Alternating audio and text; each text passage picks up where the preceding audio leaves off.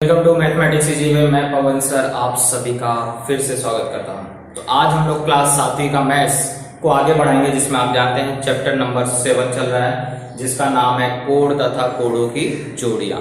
कोडों की जोड़ियों में यानी कि पहले तुमने क्या पढ़ा, कोड के बारे में पढ़ा, फिर कोडों की जोड़ियों में अभी तक हम क्या पढ़ चुके हैं, संलग्न कोड पढ़ चुके हैं, कोटिपूरक कोड पढ़ चुके हैं, समपूरक कोड पढ़ चुके हैं, और इसके बाद हमने एक नया टॉपिक स्टार्ट किया था विपरीत किरण, क्योंकि बिना विपरीत किरण के आगे के टॉपिक्स नहीं समझते थे, इसलिए पहले हमने विपरीत किरण पढ़ा। और आज हम लोग समझेंगे विपरीत किरण से ही जुड़े हुए एक और कोड की जोड़ी, जिसका नाम है रेखीय युगल कोड। ओके, तो आज हमें इस टॉपिक को पढ़ना है, ये क्योंकि बहुत इंपॉर्टेंट है। हर चीज क्या होती है, छोटी क्लास से जुड़ी रहती है, छोटे से बड़े क्लास तक जुड़ी रहती है, इसलिए अगर इसको अभी नहीं समझेंगे तो बाकी की क्लासों में आपको इसको समझ में नहीं आएगा। इसलिए आपको इस टॉपिक्स को क्या करना है, एकदम क्लियर करना है। ओके, तो आगे स्टार्ट करने से पहले मैं यही कहूंगा कि अभी अगर आप इस चैनल से नए जुड़े हैं तो कृपया करके सब्सक्राइब बटन को क्लिक करें और बेल आइकन में ऑल को जरूर प्रेस करके रखें, जिससे मैथ्स के सभी वीडियो आप तक क्या होते रहें, पहुंचते रहें। ओके, चलिए स्टार्ट करते हैं। सबसे पहले हम लोग समझते हैं क्या होता है रेखीय युगल कोड। रेखी मतलब एक सीधी रेखा में बने हुए, युगल मतलब होती है जोड़ी, युगल मतलब क्या होती है, जोड़ी। तो ऐसा कोड जो क्या हो, एक सीधी रेखा पे बना हो और कैसा हो, जोड़ी में हो, तो ऐसे कोड को कहा जाता है रेखीय युगल कोड। ये तो हुआ उसका नाम के हिसाब से परिभाषा। लेकिन गणितीय रूप से अगर देखा जाए तो इसे क्या कहा जाता है कि जो कोड क्या हो, जिन दो कोडों की एक भुजा सामान्य हो, मतलब हम ऐसे कोड, दो कोड, जोड़ी बोला है मतलब हमेशा हर कोड कितने रहेंगे, यहाँ पे दो रहेंगे। तो दो ऐसे कोड, जिन दो कोडों को क्या हो, एक भुजा सामान्य हो। सामान्य मतलब है कि वह भुजा क्या हो रही हो, पहले कोड में भी आ रही हो और दूसरे कोड में भी आ रही हो, और जो भुजा सामान्य नहीं है वह एक सीधी रेखा में होनी चाहिए। ये दो शर्त है रेखीय युगल कोड होने के लिए। पहला शर्त तो ये बोला है कि वह दोनों कोडों का एक भुजा सामान्य होनी चाहिए। दूसरा उस शर्त बोला है कि उसकी जो असामान्य भुजा है वह क्या करती हो, एक सीधी रेखा में हो। ऐसे कोड को कहा जाता है क्या, रेखीय युगल कोड। तो वैसे यहां बोलना चाहिए था जिन दो संलग्न कोड, मतलब ये दोनों कोड कैसे होते हैं, संलग्न। संलग्न मतलब आपको बताया गया था, जिन दो कोडों का क्या हो, एक शीर्ष बिंदु समान हो, यानी कि दोनों कोडों का आरंभ बिंदु क्या हो, समान हो, और उनकी एक भुजा समान हो और अंतःभाग क्या हो, अलग अलग हो, तो उसे कहा जाता है संलग्न कोड। यानी कि रेखीय युगल कोड क्या होते हैं, संलग्न कोड होते हैं। और ये संलग्न कोडों की खासियत है कि इन संलग्न कोडों का जो आपको असामान्य भुजा है, यह असामान्य भुजा क्या करती है, एक सीधी रेखा में स्थित होती है। तो ऐसे कोड को कहा जाता है रेखीय युगल कोड। तो फिर से मैं रिपीट कर रहा हूं, रेखीय युगल कोड मतलब ऐसे दो कोड जिसकी एक भुजा क्या हो, सामान्य हो। देखो कोड ABD और कोड ABC में ये भुजा क्या हो रही है, दोनों कोडों में आ रही है, यानी ये भुजा क्या हो गई, सामान्य हो गई। और ये जो भुजा है BD और जो भुजा BC है, ये दोनों कोड क्या है, दोनों भुजा क्या है, एक सीधी रेखा में। देख रहे हो ना, एक सीधी रेखा मतलब असामान्य भुजाएं क्या है, एक सीधी रेखा में है और सामान्य भुजा एक उपस्थित है। तो ऐसे कोड को क्या कहा जाता है, रेखीय युगल कोड। तो ये भी रेखीय युगल कोड है, ये भी रेखीय युगल कोड है और ये भी रेखीय युगल कोड है। हर एक में आप देखें ये भुजा क्या है, सामान्य है, और जो सामान्य नहीं है वो क्या कर रही है, एक सीधी रेखा बना रही है। एक सीधी रेखा यहाँ भी बना रही है, एक सीधी रेखा यहाँ भी बना रही है। दूसरी चीज याद रखना है कि रेखीय युगल कोडों का जब योगफल करते हैं तो वो हमेशा क्या होती है, 180 अंश का ही होता है। इन दोनों कोडों का योगफल हमेशा कितना होगा, 180 अंश। तो इसलिए कभी भी रेखीय युगल कोड का अगर एक माप दिया है तो दूसरे का माप निकालने का मतलब है 180 में से घटा के निकाल सकते हैं। या हमें पता करना है रेखीय युगल कोड है कि नहीं है, तो दोनों कोडों को जोड़ करके देखिए कि उसका योगफल अगर 180 अंश आया तो वह रेखीय युगल कोड है। अगर योगफल 180 अंश नहीं आया तो इसका मतलब रेखीय युगल कोड नहीं है। तो सिंपल सी बात है, यह आपको याद रखना है रेखीय युगल कोड की परिभाषा। और क्या होते हैं, रेखीय युगल कोड संपूरक होते हैं। संपूरक मतलब मैंने बताया कि उनका योगफल कितना होता है, 180 अंश। और सभी रेखीय युगल कोड क्या होते हैं, संलग्न कोड होते हैं। ये याद रखना है कि जितने भी रेखीय युगल कोड होते हैं वह सब क्या होते हैं, संलग्न कोड होते हैं, परंतु सभी संलग्न कोड रेखीय युगल कोड नहीं होते हैं। ओके, तो इस पर आधारित प्रश्नों को हम लोग क्या करेंगे। चलिए प्रश्न संख्या 19 स्टार्ट करते हैं। प्रश्न संख्या 19 में क्या बोला है कि नीचे दिए गए वर्णानुसार, मतलब जैसा वो बोल रहा है, कथन जैसा दे रहा है, उसके आधार पे आप क्या करिए, कोडों की रचना करिए। और जहां पर आकृति बनाना, कोड की रचना करना संभव ना हो, मतलब आप उस कोड को नहीं बना सकते हैं, तो उसका कारण लिखिए कि क्यों नहीं बना सकते हैं। ये चीज आपको पूछा है। तो जहां आकृति बनाना संभव वहां आकृति बनाना है, और जहां संभव नहीं है वहां पे क्या करना है, कारण देना है। तो सबसे पहला वाला देखिए क्या बोला है, संलग्न हो ऐसे कोटि पूरक कोड, संलग्न ना हो, संलग्न ना हो ऐसे कोटि पूरक कोड बनाना है।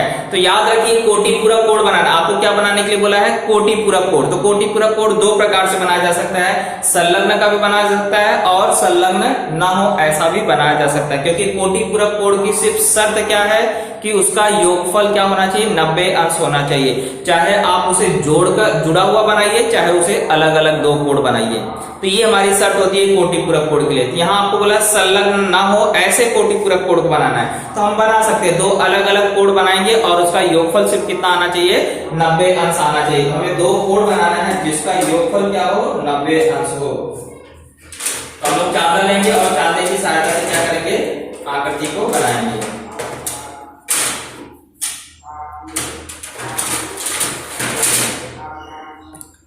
चलिए सबसे पहले इसको बनाने के लिए हम लोग क्या करेंगे, दो किरणें खींच लेते हैं, क्योंकि हमें कोड बनाना है। कोड बनाते समय सिर्फ इतना याद रखना है कि हमें क्या करना है, ऐसे कोड बनाना है कि उनका योगफल क्या होना चाहिए, 90 अंश आना चाहिए। यानी कि दोनों कोड न्यून कोड बनेंगे। एक हम लोग बना लेते हैं 30 और एक बना लेते हैं 60, क्योंकि 30 और 60 कितना होता है, 90 होता है। आप अलग अलग माप भी ले सकते हैं, 40-50 भी ले सकते हैं। ओके, चलिए अगर आपको 40-50 लेना है तो वो भी ले सकते हैं हम लोग। यहाँ पे नाम रख देते हैं Q और यहाँ नाम रख देते हैं R। एक और बनाएंगे क्योंकि आपको बोला है जोड़ी होती ना कोटि पूरक की, और संलग्न नहीं बोला इसलिए अलग अलग बना रहे हैं।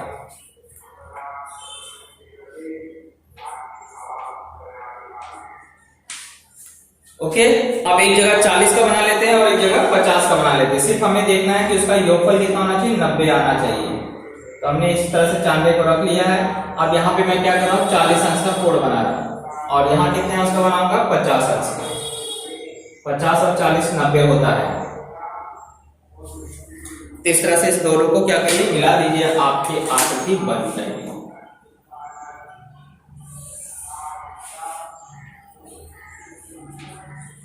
यहाँ आप लिखना जो ना बोले, ये 40 और इसको मिला दीजिए और ये 50। तो आप देख रहे हैं कि ये संलग्न कोण नहीं है, क्योंकि संलग्न कोण कैसे होते हैं, जो एक दूसरे से जुड़े होते हैं और उनका शीर्ष बिंदु क्या होता है, समान होता है। इनका शीर्ष बिंदु अलग अलग है। लेकिन कोटि पूरक के लिए शर्त क्या है, दोनों कोणों को जोड़ो तो 90 हो। तो ये दोनों कोण जोड़ने पे क्या हो रहा है, 90 अंश हो रहा है। तो ये संलग्न कोण नहीं है, लेकिन इनको जोड़ने पे कितना आ रहा है, 90 अंश हो रहा है, यानी कोटि पूरक कोण है। तो यहाँ पे आकृति बनाना संभव था, इसलिए आकृति बनाया गया। अब क्वेश्चन नंबर सेकंड में आते हैं, रेखीय युगल कोड हो जो संपूरक ना हो। मतलब बोल रहा है रेखीय युगल कोड बनाना है लेकिन संपूरक नहीं हो। तो आपको देखो वहां शर्त लिखाई गई है, रेखीय युगल कोडों का योगफल हमेशा क्या होता है, 180 अंश। यानी कि अगर वो रेखीय युगल कोड है तो उसका योगफल भी कितना होगा, 180 अंश होगा। और यहाँ क्या बोल रहा है कि ऐसा रेखीय युगल कोड बनाओ जो संपूरक ना हो, तो ये संभव नहीं है। इसलिए यहाँ ऐसे लिख देंगे, आकृति बनाना असंभव है।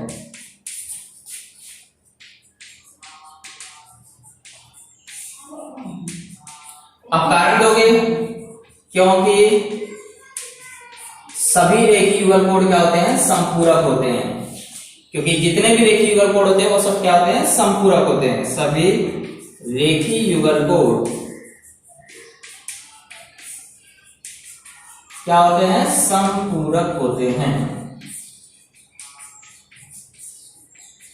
ओके, अगर वो रेखीय युगल कोण है तो वो संपूरक भी होगा, ये शर्त लागू हो जाती है। अगर वो रेखीय युगल कोण है तो संलग्न कोण भी होगा, ये दोनों शर्त लागू हो जाती है। ओके, रेखीय युगल कोण के लिए ये दोनों शर्त जरूरी है कि वह क्या होना चाहिए, संपूरक भी होना चाहिए और वह क्या होना चाहिए, संलग्न कोण भी होना चाहिए। तो यहाँ पे आपको बोला संपूरक ना हो तो इसका मतलब आकृति बनाना संभव नहीं है। अब देखिए तीसरा क्या बोला, संपूरक कोण जो रेखीय युगल कोण ना हो। ठीक, इसका उल्टा बोला, देखो यस, इसको बनाया जा सकता है। क्यों बनाया जा सकता है, क्योंकि संपूरक के लिए शर्त क्या है कि कोण आपको जोड़ के भी बना सकते हैं और अलग अलग रहेगा तो भी बना सकते हैं। सिर्फ शर्त क्या है कि उसका योगफल कितना होना चाहिए, 180 अंश होना चाहिए। तो हम ऐसे कोण बनाएंगे दो अलग अलग, जो रेखीय युगल कोण नहीं रहेगा लेकिन उसका योगफल क्या रहेगा, 180 अंश रहेगा। तो यहाँ पे भी हमें क्या करना है, दो कोण बनाने हैं। तो रेखीय युगल, अब संपूरक के लिए क्या होता है, एक कोण अधिक कोण बनेगा और एक कोण क्या होगा, न्यून कोण बनेगा। तो दो कोण हम लोग इस तरह से यहाँ बनाने स्टार्ट करते हैं। इसका नाम रख देते हैं P, इसका नाम Q, यहाँ इसका नाम रख देते हैं S और इसका नाम रख देते हैं T। चलिए एक जगह हम लोग क्या करते हैं, 180 होने के लिए एक जगह 120 बना देते हैं और एक जगह 60 बना देते हैं। तो 120 और 60 कितना होता है, 180 अंश होता है। तो हमें क्या होगा, एक यहाँ पे हम लोग 120 अंश का कोण बना देते हैं। 120 कहाँ आ रहा है, यहाँ देखिए, यहाँ से 0 से गिनेंगे, ऐसा जाएंगे।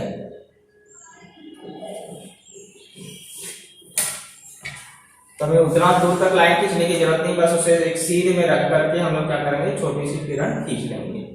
ओके, यहां तक खींचने की जरूरत नहीं, इसको यहीं तक रोक दीजिए और यहाँ पे नाम रख देते हैं Q और इसका माप यहाँ लिख देंगे 120।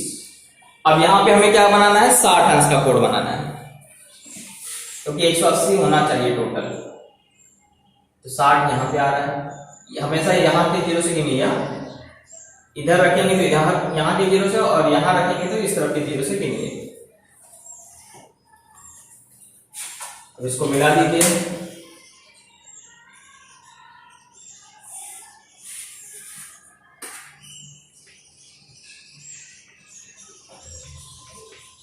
और यहाँ लिख देंगे 60। नाम कोई भी दे सकते हैं, जरूरी नहीं कि मैंने के नाम दिया तो के नाम दिया। बस ये आपको ध्यान रखना है कि इन दोनों का योगफल हमेशा क्या होना चाहिए, संपूरक के लिए 180। जैसे यहाँ कोटि पूरक का बोला था तो 90 हुआ, यहाँ पर बोला तो 180 अंश।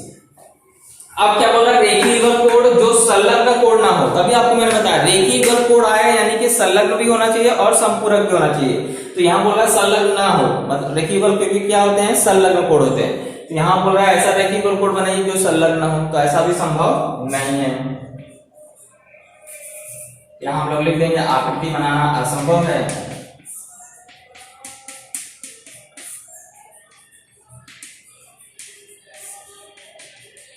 क्योंकि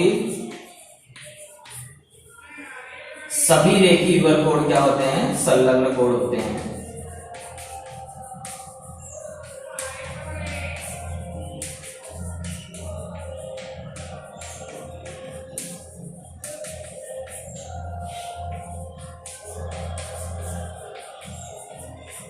तो इस तरह से 4 हो गए हैं, 2 और बाकी है, इसको हम लोग कंप्लीट कर लेंगे। चलिए इसी में 5वां और 6वां। 5वें में क्या बोला है, जो कोटि पूरक कोण ना हो साथ ही साथ संलग्न कोण ना हो। मतलब संलग्न कोण ना हो मतलब अलग अलग बनाना, ये चीज तो आपको स्पष्ट हो गया। संलग्न कोण जब बोलेगा तो ज्वाइंट में बनाने का, और संलग्न कोण नहीं बोला मतलब अलग अलग बनाना। और बोल रहा है कोटि पूरक कोण भी ना हो।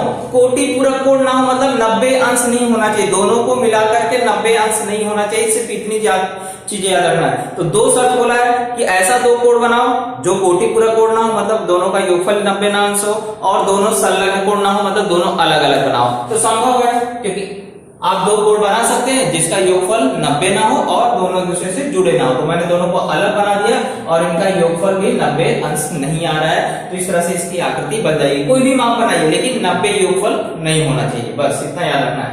और 6वें में क्या बोला, रेखीय युगल कोण जो कोटि पूरक कोण भी हो।